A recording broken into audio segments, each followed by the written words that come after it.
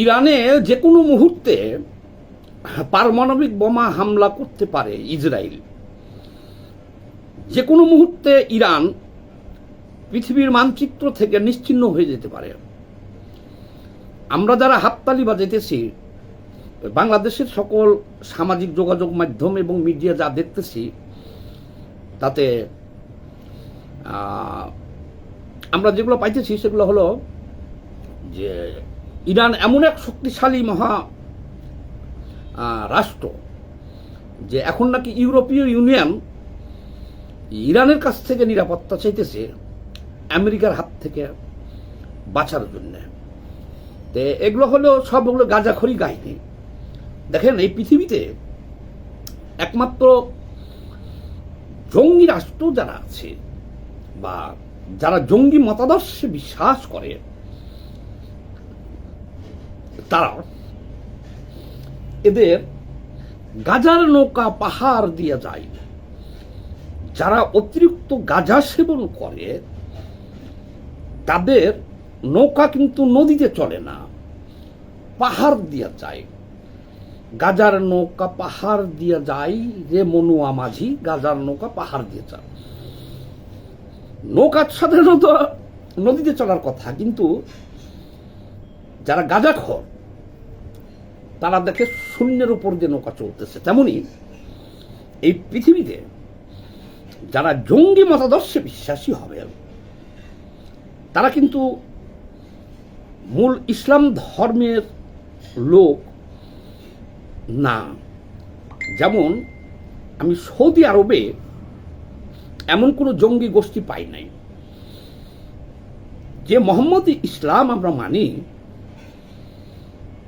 সেই মোহাম্মদী ইসলামে আজ পর্যন্ত আমি সৌদি আরবে কোনো জঙ্গি সংগঠনের অস্তিত্ব পাই নাই যে তারা জঙ্গিবাদে জড়িত হয়েছে, পাই নাই।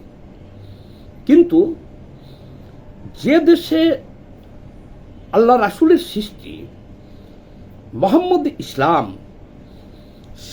আচ্ছা, আর যারা যেমন আমাদের বাংলাদেশে সোনা মুসলমান হয়েছে, এরা সোনা মুসলমান, বেশিরভাগই হিন্দু থেকে মুসলমান হয়েছে, তার পরস্পর জেনারেশন হলাম আমরা। এই বাংলাদেশেও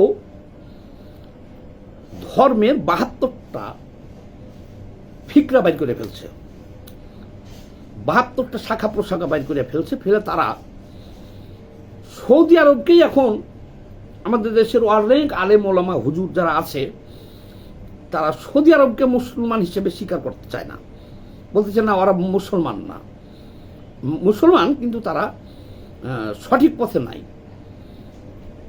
আচ্ছা, এরই একটা শাখা হলো জঙ্গিবাদ।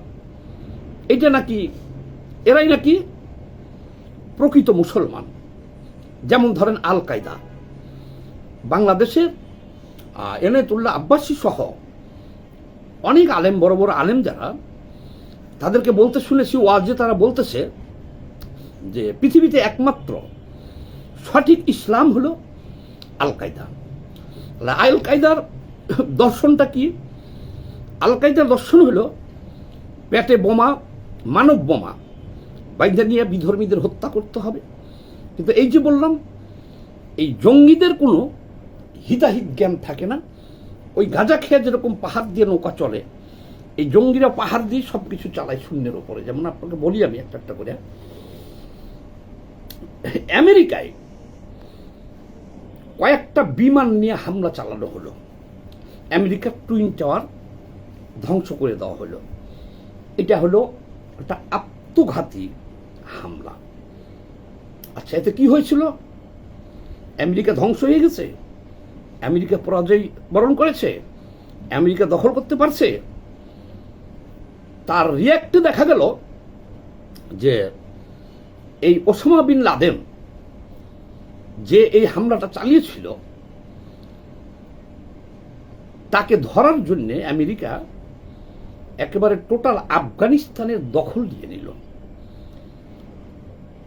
যুদ্ধ করে আছে। এখানে লক্ষ লক্ষ মানুষ আফগানিস্তানে প্রাণ হারাইল, আফগানিস্তানের মতন একটা রাষ্ট্র পরিপূর্ণভাবে ধ্বংস করে দেওয়া হলো, তাদের সকল অবকাঠামো নিশ্চিহ্ন করে দেওয়া হলো। পরিশেষে সেই ওসামা বিন লাদেনকে পাকিস্তানে যে আত্মগোপন করে আসছিল, সেই গুহার ভিতর থেকে, সে একটা কুঠুরির ভিতর থেকে তাকে ধরে নিয়ে যে হত্যা করলো আমেরিকা। তাহলে যে জঙ্গি মতাদর্শে আমেরিকার টুইন টাওয়ারে হামলা করা হলো, এতে লাভ ক্ষতির পরিমাণ কার কতটুকু হলো? জঙ্গিরা কখনো ওই হিসাব করে কাজ করে না যে আমাদের এই কাজের কারণে কত লক্ষ লোক প্রাণ হারাইতে পারে, আমাদের দেশের কি ক্ষতি হইতে পারে। এই হিতাহিত জ্ঞান, লাভ লস জঙ্গিদের থাকে না। জঙ্গিদের একমাত্র স্বপ্ন থাকে, সে যদি কোনো বিধর্মীকে হত্যা করিয়া নিজে আত্মহত্যাও করতে হয়, হত্যা করার পরে যদি সে মরে যায়, সাথে সাথে সে বেহেশতে চলে যায়, এবং বেহেশতে গেলে সে ৭২টা হুর পাবে এবং সে মহা সুখে থাকবে। আদম আলাইহিস সালাম ৬০ হাত লম্বা ছিল, সেও ৬০ হাত লম্বা হয়ে যাবে। তো সেই হিসাবে তার পুরুষলিঙ্গ ৩ ফুট হবে এবং এক একটা হুরের সাথে সহবাস করবে ৭০-৮০ বছর। একজনের সাথে সহবাস করবে, আরও ৭১টা হুর পাশে দাঁড়িয়ে থাকবে। এই স্বপ্নে জঙ্গিরা বিভোর থাকে এবং তারা এই ঘটনাগুলো ঘটায় দেয়। কিন্তু তারা বিবেক বিবেচনা করে না যে আমি যে একজন বিধর্মীকে হামলা করে হত্যা করতেছি, তাহলে এর রিয়াক্টটা কি হইতে পারে এবং এই রিয়াক্টে আমার দেশের কতজন মানুষ ক্ষতি হইতে পারে, কতজন মানুষের প্রাণ যেতে পারে, আমার দেশের কি পরিমাণ সম্পদ ক্ষতি হইতে পারে, এই হিসাব কিন্তু জঙ্গিদের থাকে না। যেমন ধরেন, আমি আপনাকে একটা দেখাই যে এই যে গাজা হামাস করলো কি বছর ২ আগে, ১.৫ বছর আগে, আবাবিল পাখির সাইজে যে তারা ইসরায়েলের ভিতরে ঢুকে ১,০০০-১,২০০ মানুষকে তারা হত্যা করেছে, বা কিছু মানুষকে তারা জিম্মি করেছিল, ১,৫০০ মানুষকে। দেখেন, এর রিয়াক্টে ১.৫ লক্ষ মানুষকে হত্যা করেছে ইসরায়েল। কত? ১.৫ লক্ষ। যে জঙ্গি হামাস এই হামলাটা করেছিল, তারা কিন্তু গাজাবাসীর চিন্তা করে নাই। গাজাতে যে নারী পুরুষ নিরীহ মানুষজন বসবাস করে, এদের চিন্তা কিন্তু তারা করে নাই। তারা হামলা করার পরে তারা আত্মগোপনে চলে গেছে, তারা পালায়ে চলে গেছে। আজ ১.৫ বছরে ১.৫ লক্ষ মানুষকে হত্যা করেছে, আর গাজাটাকে একটা শ্মশানে পরিণত করেছে। সেখানে এখন গাজার চাষ হওয়া ছাড়া আর কিছু করার মতো কোনো অবস্থা নাই।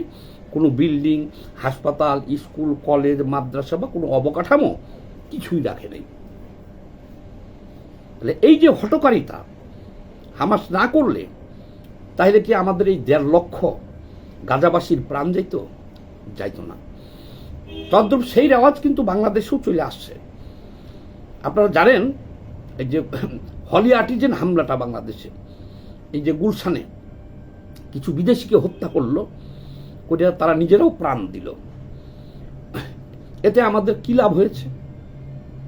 কোনো জঙ্গি হামলাই কখনো লাভ হয়েছে বলতে আমরা দেখি নাই পৃথিবীতে। শুধুমাত্র যেসব জঙ্গি মতাদর্শের লোক, তারা তাদের নিজের লাভটা পায় কি না পায় জানি না, কারণ মানুষকে হত্যা করে শহীদি খাতায় নাম লেখাইয়া বিনা হিসেবে বেহেশতে যাইয়া মারা যাওয়ার পরে তারা কেউ সেখান থেকে ফিরে আইসা আমাদেরকে বলে নাই যে আমরা বেহেশত পাইছি। এই কথা কিন্তু কেউ ফিরে এসে বলে নাই। ইরানের ব্যাপারটা দেখেন, আবার মধ্যপ্রাচ্যে দেখেছেন আইএস থেকে শুরু করে আইএস, আল কায়দা, আরও কত সংগঠনের নাম, হিজবুত মিজবুত, জঙ্গি সংগঠন। এই কথাগুলো কেন বললাম? এইসব সংগঠনের মতোই একটা সংগঠন ইরান। ইরান রাষ্ট্রটাই হলো একটা জঙ্গি রাষ্ট্র। এগুলো তো বলছি এতক্ষণ বিভিন্ন সংগঠনের কথা। পৃথিবীতে 2টা জঙ্গি রাষ্ট্র আছে, একটা হলো আফগানিস্তান আর একটা হলো ইরান। আর বাকি যে সমস্ত জঙ্গি যেমন পাকিস্তানে আছে, সেটা রাষ্ট্র হিসেবে না, সেগুলো আছে জঙ্গি সংগঠন হিসেবে। তাহলে আফগানিস্তানের দশা তো দেখতেছেনি। আফগানিস্তান হলো একটা মৃত্যু উপত্যকা। আফগানিস্তানের যে কোনো স্থান যে আপনি খুঁড়লে পারে মানুষের হাড়গোড় পাবেন, হাড্ডি পাবেন। একটা ইয়েতে দেখেছি আমি জার্নালে, যে আপনি আফগানিস্তানে এত ধ্বংসলীলা পৃথিবীর আর কোনো দেশে হয় নাই। বিগত 3 দশক ধরে আফগানিস্তানে যে ধরনের বোমা হামলা, যুদ্ধ, হত্যাযজ্ঞ চলেছে, এখনো আপনি আফগানিস্তানে বারুদের গন্ধ পাবেন। অথচ আফগানিস্তানটা হইতে পারত পৃথিবীর অন্যতম সুখী এবং ধনী রাষ্ট্র। সেই দিক দিয়ে দেখেন, আমাদের দেশে 54 বছর ধরে কিন্তু সে ধরনের কোনো হত্যাযজ্ঞের মধ্যে আমরা পড়ি নাই, ধ্বংসলীলার মধ্যে কিন্তু আমরা পড়ি নাই। বাংলাদেশ 1971 সালে পাকিস্তান আমাদের এই দেশে যে যুদ্ধ, যে হত্যাযজ্ঞ চালিয়ে 37 লক্ষ মানুষকে হত্যা করেছিল, এবং এটা আমরা দেশ স্বাধীনের জন্য করেছি, আমরা কোনো জঙ্গিবাদ বা জঙ্গির জন্য করি নাই। কিন্তু 54 বছর ধরে আমরা কিন্তু সুখে শান্তিতে আছি, এরকম হত্যাযজ্ঞের শিকার হই নাই। আফগানিস্তানের পরিণতি দেখেন। এবার ইরানে আসেন। ইরান হলো একটা জঙ্গি রাষ্ট্র। 39 বছর ধরে তাদের নিজের দেশের মানুষকে পর্যন্ত তারা জঙ্গি করে রাখছে, জিম্মি করে রাখছে। কয়েক লক্ষ মানুষকে তারা হত্যা করেছে। যেমন নারীরা যদি ঠিকমতো বোরখা না পরে তাহলে তাদেরকে হত্যা করা হয়। এটার প্রতিবাদে আন্দোলন করলে 10-20 হাজার জনকে হত্যা করে। টোটাল রাষ্ট্রটাই একটা জঙ্গি রাষ্ট্র। এই যে IRGC সেনাবাহিনী, এটা সবাই কোরআন শপথ করা একটা জঙ্গি সংগঠন। এটা সৌদি আরবের মোহাম্মদ ইসলামের সাথে এদের কোনো মিল নাই। এরা হইতেছে শিয়া।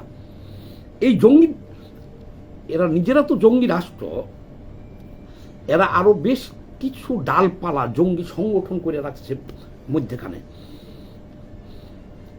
তাদের রাষ্ট্রের চাহিদার দিয়া, যেমন ধরেন হামাসকে তারা ফাইন্ডিং করে, তারপরে আরো বেশ কিছু সংগঠন তাদের আছে, যেমন হুতি, তারপরে হিজবুত নাকি নাম আছে, যারা এখন যুদ্ধ করতেছে ইসরায়েলের বিরুদ্ধে। এরকম আরো 10টা জঙ্গি সংগঠন তারা করে রাখছে, যে সিরিয়া, লেবানন, ইয়েমেন, এখানে সেখানে এদের অস্ত্র দেয়, অর্থ দেয়। এদের ভয়ে কিন্তু মধ্যপ্রাচ্যে যত মুসলমান রাষ্ট্র আছে সবগুলোই হলো শিয়া এবং সুন্নি, এবং তারা সৌদি আরবকে ফলো করে। একমাত্র ইরান নিজেদেরকে শিয়া ঘোষণা দিয়া তারা হজরত আলীকে নবী মনে করে, বা তারা বলে যে ভুলক্রমে হজরত মোহাম্মদ সাল্লাল্লাহু আলাইহি সাল্লামের উপরে ওহী নাযিল হয়েছিল, পাওয়ার কথা ছিল হজরত আলী, এবং তারা সেটাকে মেনে চলে। এবং মধ্যপ্রাচ্যে সব সুন্নিদেরকে হত্যা করে তারা শিয়াদের রাজত্ব কায়েম করতে চায়। সমস্যা হলো এইখানেই। এই কারণে দেখেন, মধ্যপ্রাচ্যের 25টা মুসলিম রাষ্ট্র কেউ কিন্তু ইরানের পক্ষে নাই। এমনকি বিশ্বের মুসলিমরাও তো ইরানের পক্ষে নাই কেউ। আবার এই ইরানের এই সুন্নিদের হাত থেকে, খামেনিদের হাত থেকে বাঁচার জন্যে মধ্যপ্রাচ্যের দেশগুলা আমেরিকার সাহায্য নিছে, সৌদি আরব পর্যন্ত তারা সেখানে আমেরিকাকে ঘাঁটি দিয়েছে। এবার আসেন, এই যে যুদ্ধটা ইরানে হলো, সবাই বলতেছেন ইরান জিতে গেল। আজ প্রায় 25 দিন হলো যে পরিমাণ বোমা পড়ছে ইরানে, আমেরিকায় কয়টা বোমা পড়ছে জানেন আপনারা? একটাও না। আর ইসরায়েলে কয়টা বোমা পড়ছে, কয়জন লোক মারা গেছে জানেন? কেউ মরে নাই, ইসরায়েলে কেউ মরে নাই। আবার খবর নিয়ে দেখেন, ইরান দশকের পর দশক লাগবে ইরানের ঘুরে দাঁড়াইতে। যে দেশের ইরানের প্রেসিডেন্ট থেকে খামেনি, ধর্মীয় নেতা থেকে শুরু করে সেনাপ্রধান, নৌপ্রধান, বিমান বাহিনী প্রধান, পুলিশ প্রধান সহ, বিজ্ঞানী সহ শীর্ষস্থানীয় সবাইকে মেরে ফেলছে। এটা কেমন যুদ্ধ? যুদ্ধে সৈন্যরা আগে মরে, তাই না, সামনে থাকে। আর সেখানে দেখেন যে আমেরিকা, ইসরায়েল তারা কতটুক বিবেচনা করে হামলা করছে।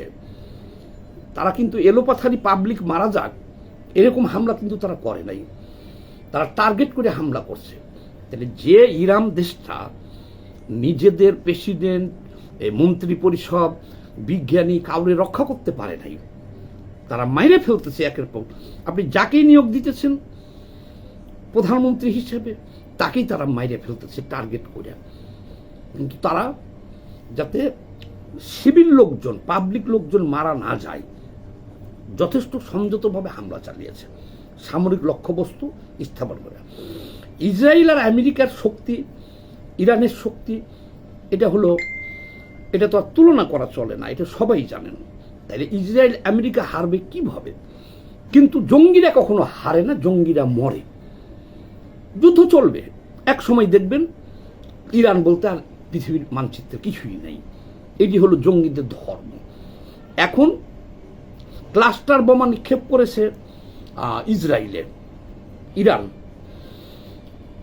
এখন ইসরায়েল কিন্তু পারমাণবিক বোমা রেডি করছে। যে কোনো মুহূর্তে ইরানকে পৃথিবীর মানচিত্র থেকে নিশ্চিহ্ন করে দিতে পারে, এটা আজকের খবর, যে কোনো মুহূর্তে। তবে একটা কথা বলে রাখি যে এ পর্যন্ত ইরান যে ধ্বংসস্তূপে পরিণত হয়েছে, কয়েক দশক লাগবে এটি ঠিক করতে, তাদের ঘুরে দাঁড়াইতে। কিন্তু ওই যে ইরান হারে নাই, ইরান হারবে না। জঙ্গিরা কখনো হারে না, জঙ্গিরা মরে, মরে হুরের দেশে চলে যায়। এখনই যদি যুদ্ধ বন্ধ হয়, তখন হিসেব কিতাব করতে গেলে সাংবাদিকরা ওখানে যাইতে পারলে তখন দেখবেন যে কি পরিমাণ ধ্বংসলীলায় পরিণত হয়েছে ইরান, কি পরিমাণ মানুষ সেখানে নিহত হয়েছে, আর কি ধ্বংসযজ্ঞ চলেছে। কিন্তু ওই যে বললাম, ইরান জঙ্গি রাষ্ট্র, তারা কখনো হারবে না, তারা ধ্বংস হয়ে যাবে, সেই পথে যাইতেছে। যেহেতু ক্লাস্টার বোমা ইরান মাইরে দিচ্ছে, তাহলে বুঝেন যদি ইরানের হাতে পারমাণবিক বোমা থাকতো, এই 3 সপ্তাহ যুদ্ধ চলতো না। তারা প্রথমেই মাইরা ইসরায়েলকে নিশ্চিহ্ন করে দিত। আর এই কারণে বিশ্ববাসী চায় না যে এই জঙ্গি রাষ্ট্র ইরানের হাতে কোনো পারমাণবিক বোমা। এখন আমেরিকা যে লক্ষ্য নিয়ে হামলা চালিয়েছিল, সেই লক্ষ্য কিন্তু তাদের পুরো হয়ে গেছে, যে ইরান যাতে পারমাণবিক বোমা তৈরি করতে না পারে। আবারও কয়েক দশক পিছিয়ে গেল, তাদের সব অবকাঠামো ধ্বংস করে দিছে, তারা আর পারমাণবিক বোমা তৈরি করতে পারবে না। আর যদি বেশি বাড়াবাড়ি করে আজকের নিউজ অনুযায়ী, তাহলে হয়তো যে কোনো মুহূর্তে ইরানে পারমাণবিক হামলা হতে পারে এবং ইরান ধ্বংস হয়ে যেতে পারে। সবাই এই ভিডিওটা একটু বেশি বেশি শেয়ার দিয়ে দিন। ধন্যবাদ।